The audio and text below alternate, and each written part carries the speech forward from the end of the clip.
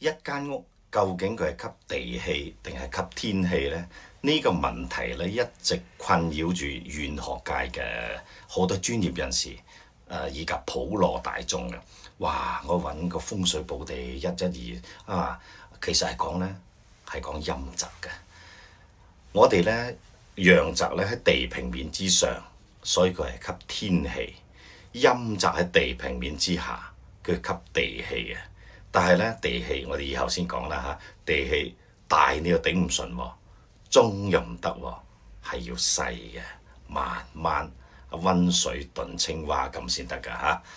所以咧，我哋嘅陽宅一間屋裏邊咧，最緊要嘅咧，佢係吸天氣。呢個天氣裏邊咧，佢就會分好定壞咯喎啊！所以咧，大家清清晰晰嚇，最好嘅就係而家離卦氣。